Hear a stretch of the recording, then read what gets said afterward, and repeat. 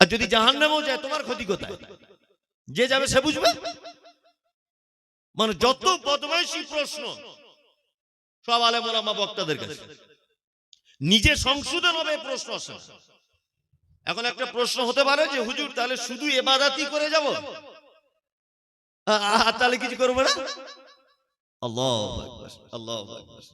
আপনাকে একটা কথা বলি, আল্লাহ মানুষকে তৈরি করেছে কিসের জন্য? শুধু ইবাদত করার জন্য। আচ্ছা এবার বলুন, একটা মানুষ বাঁচে কতদিন, বেঁচে থাকে কতদিন বলুন? 60 বছর বাঁচে। এই 60 বছরের ভিতরে ও জেগে থাকে কতক্ষণ? 30 বছর। আর 30 বছর ঘুমায়, এটা সাধারণ হিসাব, তাই না? 30 বছর ঘুমায়, 30 বছর বেঁচে থাকে। এই বক্তব্যগুলো শুনুন, অনেক কাজ লাগবে। বাচ্চা ছেলের মতো আপনাকে বুঝিয়ে বুঝিয়ে বলছি। তাহলে 30 বছর ওর হাতে থাকলো। এই 30 বছরের 10 বছর পর্যন্ত নামাজ রোজা ফরজ হয়নি, যাকাত বুঝতো না, ইসলাম বুঝতো না, মাইনাস 10 বছর। তাহলে থাকলো কত বছর? 20 বছর, তাই না? 20 বছর।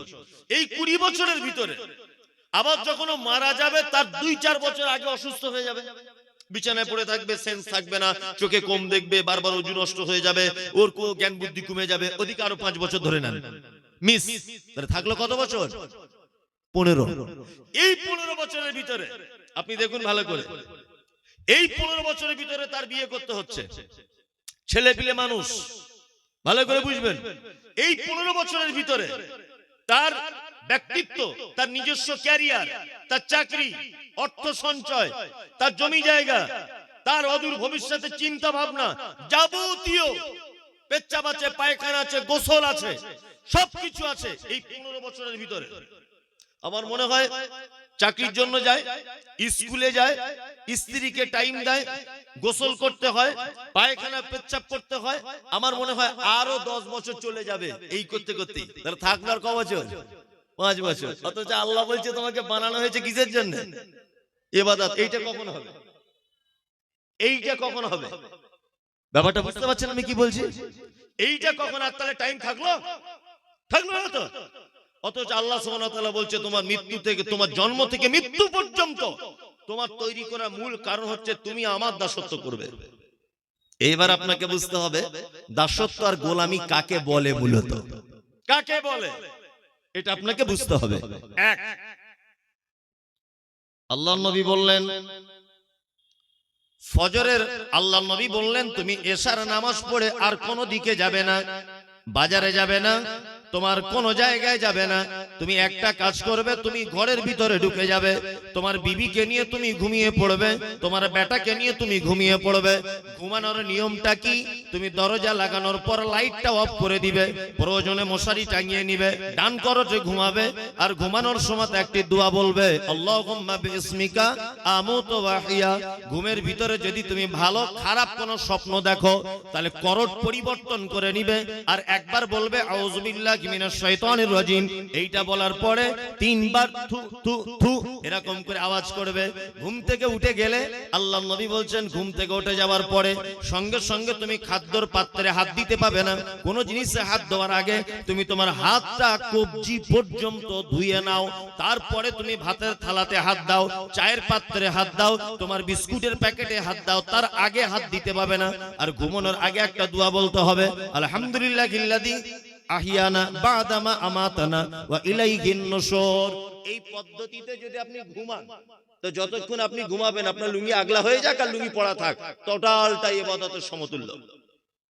কারণ আপনার ঘুমানোর পদ্ধতিটা শুরু হয়েছে কাকে দিয়ে? মুহাম্মদ সাল্লাল্লাহু আলাইহি ওয়াসাল্লাম। এবার আপনাকে বলি পানি পান করার সুন্নত কটা? বুঝে 3টা, মানে কিছুই বুঝে না। পানি পান করার সুন্নত কটা? 6টা। কটা? 6টা। 1, বসে পান করতে হয়। 2, ডান হাতে পান করতে হয়। 3, বিসমিল্লাহ বলে পান করতে হয়। 4, দেখে পান করতে হবে। 5, 3 নিঃশ্বাসে পান করতে হবে। 6, পান করা হয়ে গেলে আলহামদুলিল্লাহ বলতে হবে। এটা হচ্ছে পানি পান করার একটি সুন্নত পদ্ধতি। আপনি যদি এই পানি পান করাটা সুন্নত পদ্ধতিতে যদি করেন, এটাই মুহাম্মদ সাল্লাল্লাহু আলাইহি ওয়াসাল্লামের পদ্ধতিতে যদি আপনার হয়, আল্লাহ সুবহানাহু ওয়া তাআলার দাসত্ব এখানে হয়ে গেল। আপনি প্রতিদিন প্যান্ট জামা কাপড় পরেন, এখন আপনার প্যান্টটি আপনি গাঁটের নিচে পরেন না, উপরে পড়েছেন। আপনি দর্জিকে বললেন যে দর্জি ভাই, আমার প্যান্টটা মুহাম্মদ সাল্লাল্লাহু আলাইহি ওয়াসাল্লাম বলেছেন গাঁটের নিচে পড়লে ওই পা কখনো জান্নাতে প্রবেশ করবে না, তা আপনি গাঁটের উপরে আমার প্যান্টটাকে কাটুন। আপনি যদি হাদিসে আছে বলে আপনার গাঁটের উপরে প্যান্টটাও যদি আপনি তৈরি করেন, ওইটাও আপনার জন্য ইবাদত। কি বললাম বুঝলেন? এক কথাতে আপনার কথা বলা, আপনার চলা, আপনার সারা দিনের রুটিন অনুযায়ী যত কাজ, সমস্ত কাজ যদি আল্লাহ এবং মুহাম্মদ সাল্লাল্লাহু আলাইহি ওয়াসাল্লামের পদ্ধতিতে যদি হয়, তাহলে সেগুলো সব কি ইবাদত, সবটাই ইবাদত। ঘুমোতে যাওয়াটাও ইবাদত, ভাত খাওয়াটাও ইবাদত, হ্যাঁ, কারোর সঙ্গে কথা বলাটাও ইবাদত, সবকিছুই ইবাদত। আসলে আমরা ইবাদত বুঝতে ভুল করেছি যে ইবাদত কাকে বলে। এবার আপনাদেরকে আমি আরেকটা কথা বলি। আল্লাহ সুবহানাহু ওয়া তাআলা মানুষকে তৈরি করেছেন আরো কিছু উদ্দেশ্য আছে। কি উদ্দেশ্য? লিইযহিরাহু আলাদ-দীনি কুল্লি। আল্লাহ তাআলা বলছেন পৃথিবীতে মানুষকে সৃষ্টি করার দ্বিতীয় উদ্দেশ্য হলো পৃথিবীর সমস্ত মতদর্শের উপরে ইসলাম শ্রেষ্ঠ, এইটা প্রমাণ করে দিয়ে তবে তোমাকে কবরে আসতে হবে, তার আগে নয়। বর্তমানে এটা খুব কঠিন না সহজ? কঠিন না? আমি বলছি একদম পানির মতো সহজ, পানির মতো সহজ। বর্তমানে আমাদের গ্রাম পঞ্চায়েত থেকে শুরু করে আর একেবারেই দেশের রাষ্ট্রপতি পর্যন্ত আমার মনে হয় একটি লোক ইসলামের পক্ষে নেই। ইসলামকে বিভিন্ন রকম ভাবে কটাক্ষ করা হচ্ছে।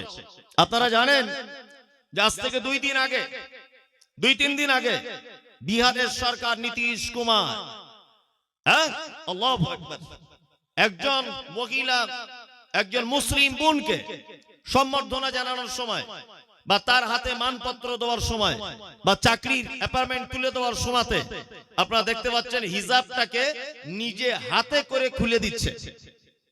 অথচ তাদের মুখের এটা ভাষা, সেই সমস্ত রাজনৈতিক নেতা নেত্রীদের মুখে ভাষা, এটা হচ্ছে গণতন্ত্র দেশ, তাদের মুখের ভাষা। গণতন্ত্র মানে একজন মেথরের নিজস্ব স্বাধীনতা আছে, সে কি খাবে, সে কি করবে, সে কি বলবে, সেটা তার নিজস্ব স্বাধীনতা রয়েছে, রয়েছে না? একজন মুসলিম সে হিজাব পরবে না জিন্স পরবে, সে কি গরুর গোশত খাবে না দেশি মুরগি খাবে, তার নিজস্ব স্বাধীনতা রয়েছে। একজন হিন্দু সে মন্দিরে যাবে না সে কারো কাছে মাথা নত করবে, তার নিজস্ব স্বাধীনতা আছে। ভারতবর্ষের সংবিধানে এরকম কোথাও লেখা নেই যে কোন ধর্মের নিজস্ব পদ্ধতির উপরে কেউ হস্তক্ষেপ করতে পারে, এটা কখনোই চলবে না। যে যার নিজস্ব গতিতে চলবে। কিন্তু নীতিশ কুমার বুঝিয়ে দিয়েছেন, এবং উনি যদি মহিলাটাকে বলতেন যে তোমাকে চিনতে অসুবিধা হবে, আগে থেকে যদি ওনাকে জানানো হতো তুমি বোরকাটা খুলে এসো, সে ব্যাপার আলাদা। একজন রাজ্যের মুখ্যমন্ত্রী হয়ে হাত দিয়ে টেনে বোরকাটি খুলে দিচ্ছেন, মানে এটা একটা অপমানজনক কাজ। আলহামদুলিল্লাহ, আমি আজকে দেখছিলাম সোশ্যাল মিডিয়াতে মহিলাটি বলছেন যে আমি চাকরি করব না, আমি চাকরি করব না। যে চাকরির জন্য তিনি এসেছিলেন অ্যাপয়েন্টমেন্ট পাওয়ার জন্য, উনি বলছেন যে আমি ওই রকম চাকরি করব না। আলহামদুলিল্লাহ, আমাদের প্রতিটা ঘরে ঘরে মায়েদের এই রকম ভাবেই পর্দা হেফাজত করে চলাই উচিত। যাই হোক, আমি যে কথা বলছিলাম, এই সমস্ত জিনিসগুলো সোশ্যাল মিডিয়াতে দেখার পরে আমাদের কি মনে হয়? আমাদের মনে হয় যে আমাদের দেশের সরকার নরেন্দ্র মোদী যদি না হয়ে হযরত আবু বকর হতেন, তাহলে আমাদের জন্য খুব কল্যাণ হতো। মনে হয় কি হয় না? আর আপনাদের ইচ্ছা হয় যে আমাদের দেশের স্বরাষ্ট্রমন্ত্রী হযরত উসমানের মতো মানুষ হোক? এটা আমরা চাই না? চাই। আমাদের রাজ্যের মুখ্যমন্ত্রী, ওনার পরিবর্তে যদি আর একজন মুসলিম কোন নেতা যদি আমাদের রাজ্যের মুখ্যমন্ত্রী হতেন, তাহলে আমাদের মনে হয় সব সমস্যা মিটে যেত। সমস্ত মানুষের একটা ধারণা আছে না নেই? আছে। মানে আমরা মুসলমানরা এত বড় বোকা, আমাদের চিন্তা ভাবনা খুব খারাপ, খুব খারাপ। আমরা শুধু চিন্তা ভাবনা করছি যদি কোরআন আর হাদিস দিয়ে সারা দেশটা চলতো কত মজা হতো, ভাবছি না? সারা দেশ ইসলাম কান্ট্রি হয়ে যেত আর মুসলিমদের নেতৃত্বে থাকতো, এরকম মনে হচ্ছে কি হচ্ছে না? হচ্ছে। আপনাকে এবার একটা কথা বলি, আল্লাহু আকবার। আচ্ছা বলুন, সারা ভারতবর্ষে প্রায় 130 কোটির কাছাকাছি মানুষ বসবাস করে, তাই না? 130 কোটি। এখানে হিন্দু, মুসলিম, জৈন, খ্রিস্টান, মানে আদিবাসী, হাড়ি, চুয়ার, চামার, বাগদি, ছুতর, মেতর সবাই আছে, আছে না? আছে। এর মাঝখান থেকেও কিন্তু আপনি ভাবছেন যে আমাদের দেশের প্রধানমন্ত্রী যদি মুসলিম হতো তাহলে আমরা হাদিস কোরআন দিয়ে দেশ চালাতাম, মনে হচ্ছে না? হচ্ছে। এটা কি করে আপনি ভাবেন? এটা কি করে আপনি ভাবেন? আল্লাহু আকবার, আল্লাহু আকবার। একটা অবাক করা ব্যাপার। আপনার 3.5 হাত বডি, 3.5 হাত, প্রতিটা অঙ্গ প্রত্যঙ্গের আলাদা আলাদা কাজ আছে। কাজ আছে না নেই? আছে, আছে।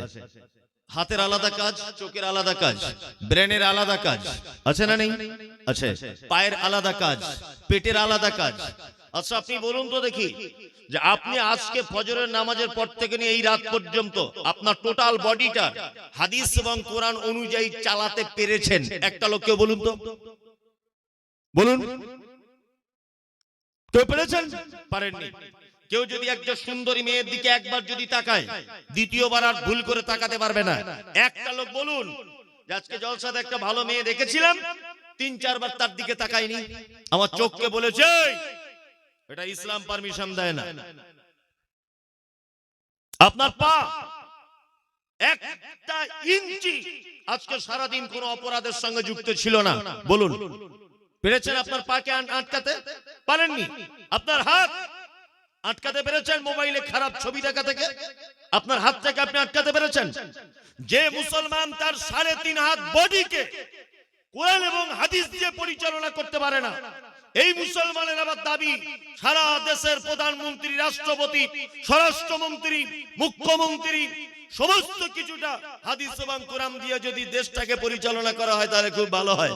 তুমি 3.5 হাত বডিটাকে হাদিস কোরআন দিয়ে চালাতে পারো না, অথচ তুমি চিন্তা করছো সারা দেশ মুসলিম কান্ট্রি হয়ে যাক আর হাদিস কোরআন দিয়ে দেশ চলুক। এই চিন্তা ভাবনা জীবনে কোনোদিন সার্থক হবে? হবে? হবে না। এইখানে ইসলাম প্রতিষ্ঠা করা সহজ, অতীব সহজ। কেমন করে সহজ? আপনাকে একটা জিনিস দেখাই। আচ্ছা, রাস্তার ডান দিকে চলা সুন্নত না বাম দিকে চলা সুন্নত বলুন? ডান দিকে। আমরা চলি কিভাবে? বাম দিকে। তাহলে এই হাদিসটা ভারতবর্ষে মানা যাচ্ছে না। আমি মনে করব এর জন্য আল্লাহ কিয়ামতের দিন জিজ্ঞাসা করবে না, জিজ্ঞাসা করবে না। সুদ এটা